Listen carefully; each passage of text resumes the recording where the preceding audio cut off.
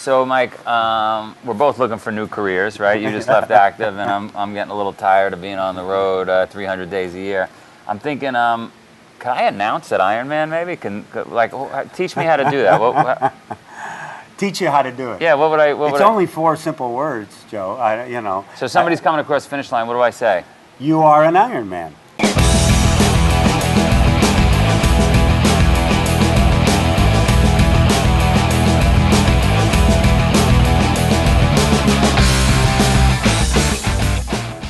All right. Welcome back to Spartan Up Podcast. I am sitting next to some very Iron men and one Iron woman, Marion. I am not an Iron Man, but this next interview is from a guy who's really touched a lot of people's hearts and been kind of the voice of a really transformational experience. So I think it's going to be a great one. And you're going to hear from Colonel Tim Nye, Joe DeSena, Johnny Waite, Sephra, Details. and Marion. Sephra doesn't really care about us. Well, with this, too much, Joe. This guy's changed so many lives in such a unique way. That's what I'm looking forward to seeing. We are here, Spartan Up the Podcast, with Mike Reilly, who's been with Ironman for over 25 years. Yes. Right? Run your own business. Yes. Have a family. Beautiful. Have had 100 people plus working for you in the sales department, so Yes. you know what it's like to be successful or not. What else? What other claim to fame do you have? Oh, gosh. I was the first race director to put on an international marathon across the U.S.-Mexican border. Really? If you can believe that, yeah. And on that note, you've been to over 1,000 endurance events. I've been on the microphone at over 1,000 endurance events. So, and you're an announcer at these events. Yes. Right. Yes. You got that voice. Yes. That's what they say, but I can't hear it like I guess other people can. Well, when I was doing Ironman way back when, I think we bumped into each other on an airplane. Way back when, you do have the Ironman voice. I don't know what they would ever do without you, because it would be a different event. I don't consider it the Ironman voice. I consider what I get to say to somebody and help them put an exclamation point on a lot of people's biggest part of their lives, the biggest accomplishment ever. And I say the words, and I want to make sure that I say the right thing to them, because it's just you and me having that conversation when I see them at the finish line. And people all the time say, well, how can you keep doing that over and over again, year after year, race after race, and one race 2,500 times? Because they're hearing me for the first time, and we're having a one-on-one conversation. Right. And I know their families out there, I know their spouses out there, their kids are out there who are looking up to them, and to be able to tell them what they just did, even though they know they did it, they trained for it. I didn't. So if I was coming across the finish line right now, what do you say? What's your line? Well, I've got a bio. I'd say, Joe DeSena, I don't care how many times you've done this before. Here's another first. You are an Ironman. And just hearing that, as you've been out there, 12, 14, 15 hours, right? And you wait for that announcement. You are an Ironman. It's pretty daunting what people will write to me and say to me after I've done it, and they'll tell me exactly what I said to them. And I've had women, a couple of women, tell me that I saved their lives because after that Ironman they were going to end their days. Really? Yes.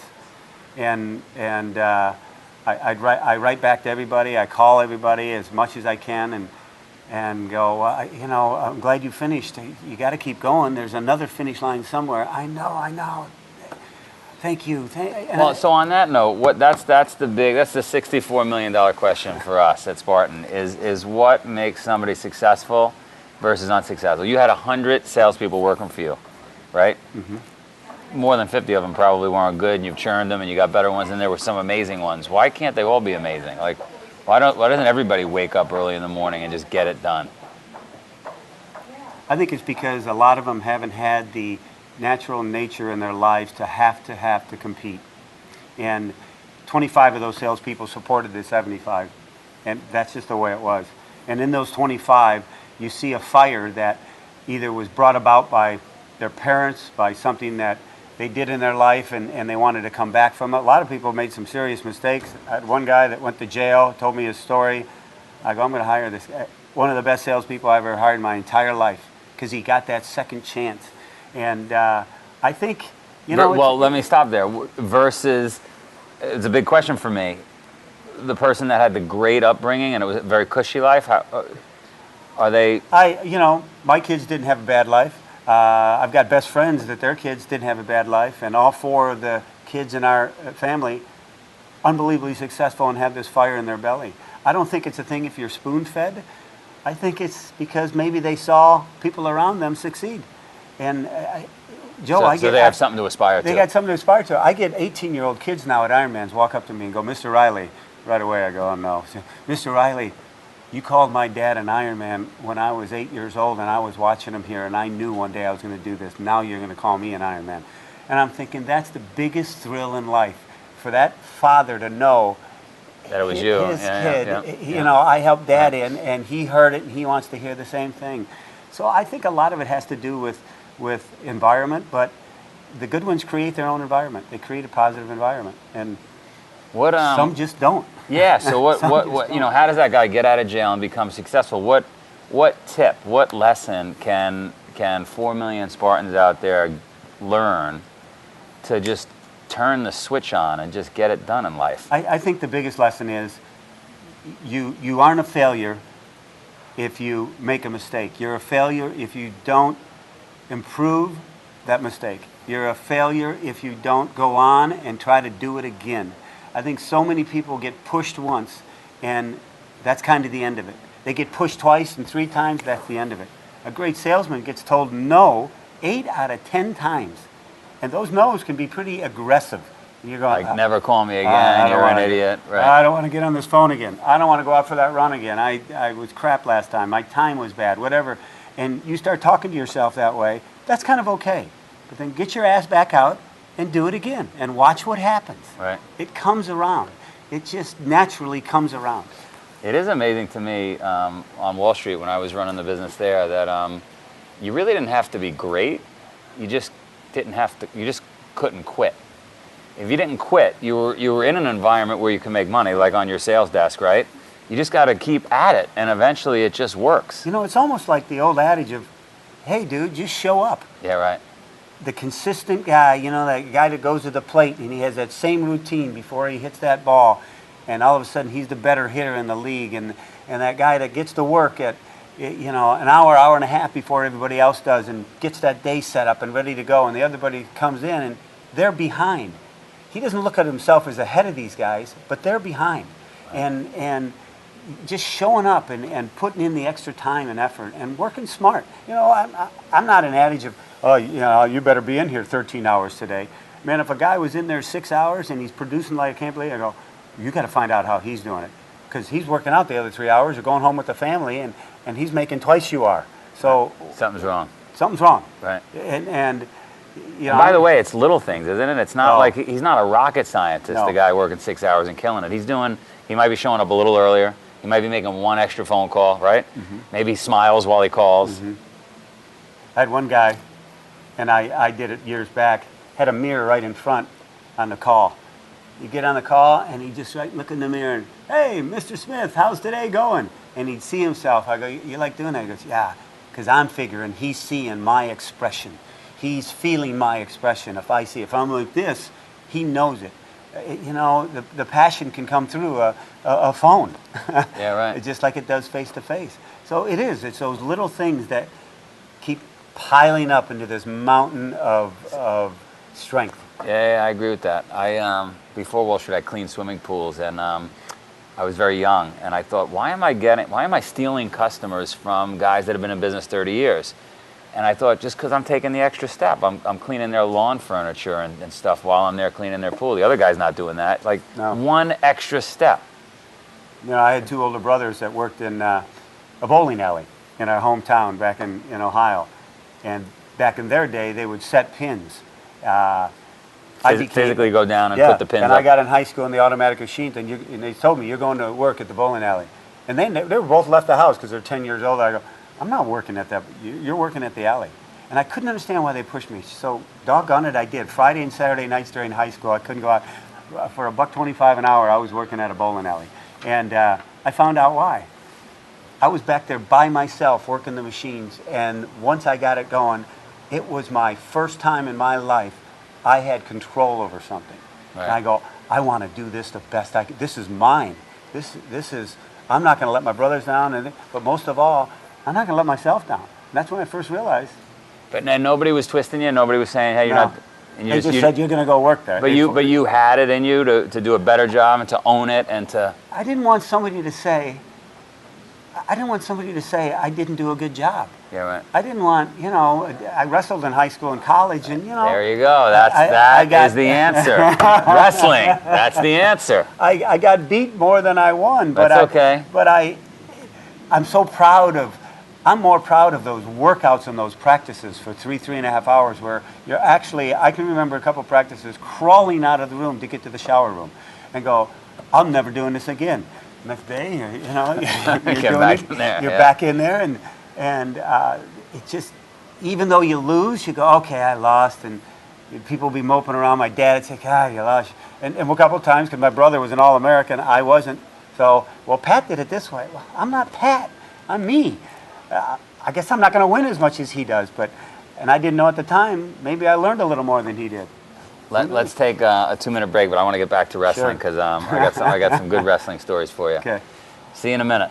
I hope you're not sitting still while you listen. If you are, you better get a burpee break in. So, first of all, I had no idea you were a wrestler. Do you think it's as simple as that? Maybe we got to get everybody on the planet at a certain age to get a singlet and have to wrestle? There's something about a mano a mano. There's something about going at it with another guy. It's just you and him on the mat. Just you and him. I mean, there's no faking it. There's no hiding. There's no excuses can be made because there's a winner and there's a loser. You could lose. I remember losing matches 8-9, and it was the best match I ever had in my life. But at the end, I go, oh my God, that's right. He escaped me last. It was. I walked away. I didn't consider myself a loser. Right. You thought to yourself, hey, I got to fix that one thing. I got to do, I let him go. I got too tired. He put in more miles than me, and that's where I got my running background. And oh my God, I just love putting in. I would meet with another guy on our team in college. We'd meet early in the morning, and we'd run like 4 miles, which seemed like 40 to us back then. But he goes, hey, and we'd mention another wrestler's name in the conference. You think he ran a mile more than us today? Yeah, he might have. Let's go. So we do one more mile. I had a guy I just interviewed who is an Olympic wrestler, and he said he would run by his competition's house, which was 8 miles away, just to see if he was training or not. And if the light was on, he'd run further. He said, it is that. You're right, because it's they're going to do some little thing that all of a sudden beats you, and you go, what do you do? Yeah. And competition drives it, right? Right. Whether you're we probably guys like you or me, we compete with ourselves. Yeah, I don't. We do. I mean, I tell people if I give a motivational speech, you know what? You're out of school now. You're done with mom and dad and everybody else, and there's a guy talking to you every day that is more powerful than almost the Lord above, and that's you. And if you don't listen to him, then you're screwed. Yeah, right. And every day, did I do that right? Did I make the right decision? Did I, but keep asking yourself, because we interviewed a gentleman who said he started to succeed once he realized that every day when he woke up, he was going to face adversity. Like we all face it, right? Whether you're a writer or a wrestler or whatever, you're going to face resistance. It's going to be difficult. And once you accept that, then it's like, all right, here we go. Get my suit and tie on for resistance. And you just got to get through it. That's what it is. I heard long ago, as a matter of fact, it was here in San Diego. I just moved here from Ohio and went to this class. My brother was into Toastmasters and public speaking, and I got into it because he got me into it, and I loved it. And one guy gave a speech. He goes, at the end of the day, if you live by the adage, you're the cause of your own experience, it's good. And afterwards, guys would go, you know what, what if a guy came up and hit you from behind in a car? He goes, sure, there are things but truly by nature, you're the cause of your own experience. Yeah. So once you accept that. Once you accept it, the other things go away. The things that count stay with you. I just interviewed a happiness professor at Cornell. How do you become? I don't know how you become a happiness professor. But he said, this is interesting. They did studies, and you can go out and buy a really nice watch or a ring or this or that. Invariably, people are upset after they make those purchases. I didn't really need it. But when you buy an experience, like you just talked about, you never regret those. No. I think the experiential part of people's lives lasts with them. And the best part about that is, unlike buying a car or a ring, it permeates to somebody else. It goes to somebody. Somebody else sees it. And I tell Ironman athletes at the award ceremony, I go, you guys, you know what? You're leaders in your community. You're leaders in your family. Now just go out. You're going to go out naturally and make the world a better place to live in. As hokey as it sounds and as big picture as it sounds, it's true.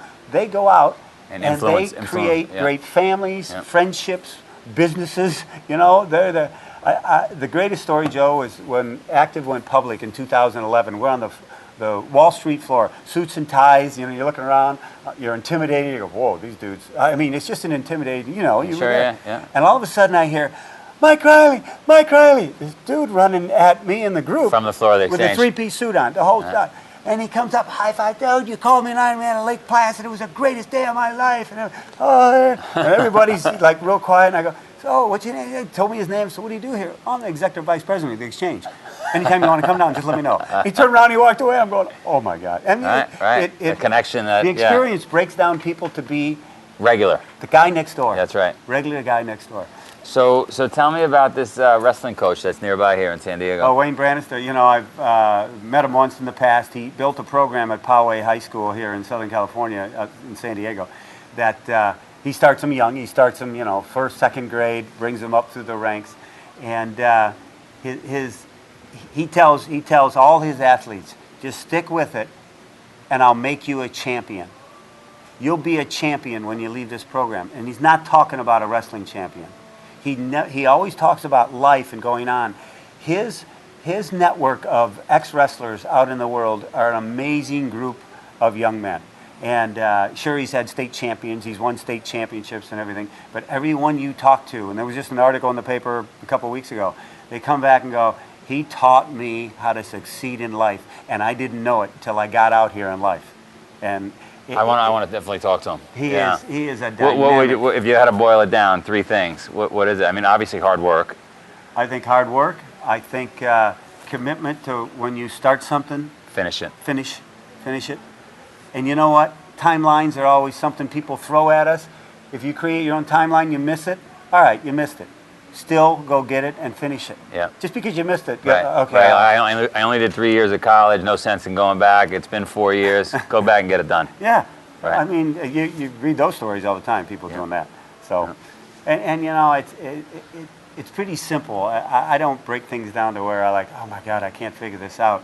It's all really pretty simple, and it just starts with you. You know, you got to live from the inside out, and once you do, the other stuff falls in place. It falls in place. Yeah. It really does. What's your favorite exercise for those 4 million people out there? Oh gosh, I still love to ride my bike, and I think the biggest reason is because when I was running marathons, I was running, you know, in the 240. I was quick, and I'm not as fast anymore. But when I ride my bike, you can go fast. I can go fast, right. and I can stay up with the young guys. I can still climb. You know, nice. The power of it all, and you know, I get off my bike and I go, okay, that's a good day. What's next for you?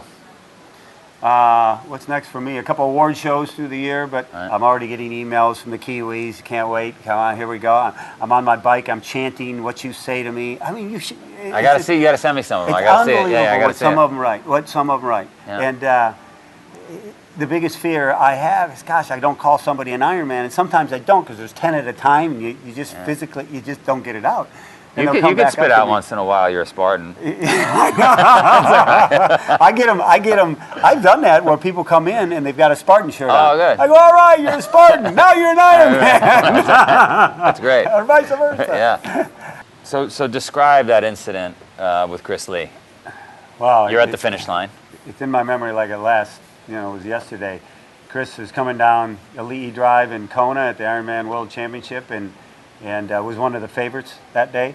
And got about 70 yards out and just stopped and started walking sideways, walked backwards, and then his legs were giving out like they were rubber, and you knew he gave everything he had, but the real estate, still had more real estate to go. Right. And so the crowd and everybody were trying to encourage him as much as we can, and in the back of my mind I'm thinking, we're encouraging a guy who looks like, I swear to goodness, that he's going to die. I mean, he was just in that mode.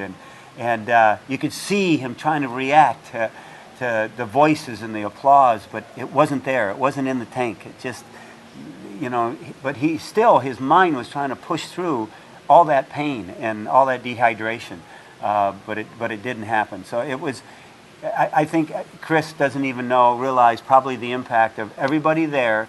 Even to this day, if we interviewed everybody, they'd have the exact same story about seeing what Chris went through, the effect he had on people. So who knows how many people walked away from that where Chris influenced, like, I'm going to push through pain like I never have before. Yeah, you see that, you get inspired. It's inspired by it. And Chris was, in my estimation that day, he won the race. He won the race, and because he didn't come across first, but he was the winner of the day. Yeah, awesome. You got it. Thank you, Take sir. care. Yeah. All right. You know, I love how he said there's always another finish line somewhere. And the whole talk about, you know, an 8-year-old seeing his dad go through that, and then he gets to have that privilege. And yeah, he talks about the one-on-one conversation that he's having with people.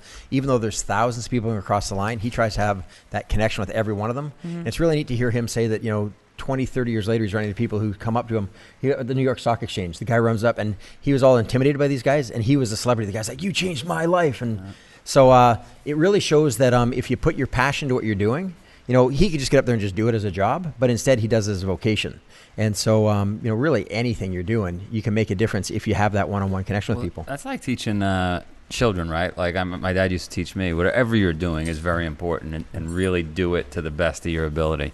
Because I think it's easy for us to say, oh, this is not that big a deal. It's not like I'm doing heart surgery, but he takes it seriously. It affected me when I crossed the line, and hundreds of thousands of others. Yeah. Oh, for sure. Right? Yeah, absolutely. I also thought it was interesting. He talked about one person who didn't cross the line, and I remembered we had done a podcast with Chris Lee last year. Yeah. And he talked. Well, you'll remember this because you've just seen it from the guy who collapsed, and he said in his mind he kind of won that race in terms of the impact he had on people. So I would encourage anyone who hasn't seen the Chris Lee podcast to go back. It's Chris Legh.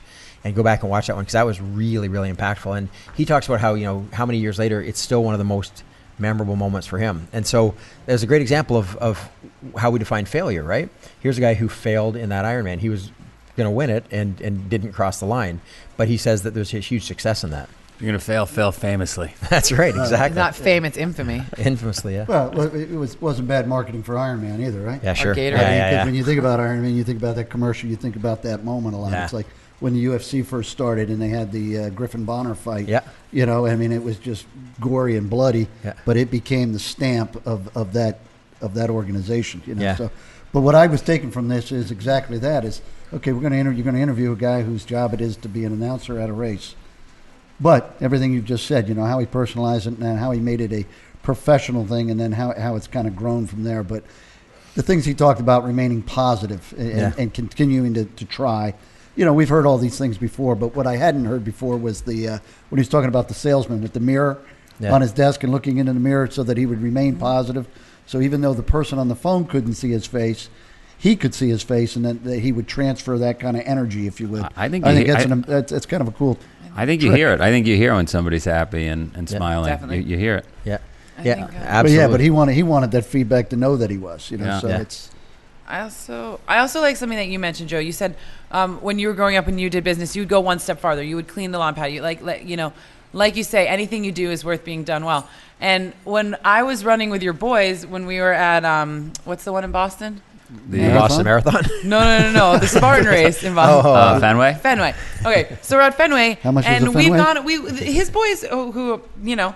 We've gone and we ran the course like 5 times. And even after they were done, they climbed up on the finish line, right? And they were high-fiving people as they came across. Because you guys are at so many races, but for each of those people who are getting that first Spartan medal, crossing that finish line, it's such a big deal. And your boys were like just high-fiving everyone. I think it means so much to people to really celebrate their accomplishments because it's really quite a feat for a lot of people. You know, I mean, the baseline we're around sometimes. Well, and a lot of races, and certainly in the military, you come across, there is nobody there at the finish line. There's nothing, just a piece of cold pizza. And Right. Well, and that's something a problem a lot of veterans are having. That's something that's really mattered to me with Spartan Race. And when I first started working with you guys, it was really clear to me that we want to make sure the last racer had the same experience as the first racer. Yeah. And you know, when that last racer crosses the line and the tents are down and the fire's gone out and everyone's going home, and we've made sure that last racer comes across and the fire's still going and the music's still going and they can still go and buy a sweatshirt or whatever they want to do. Yeah. So they don't feel, and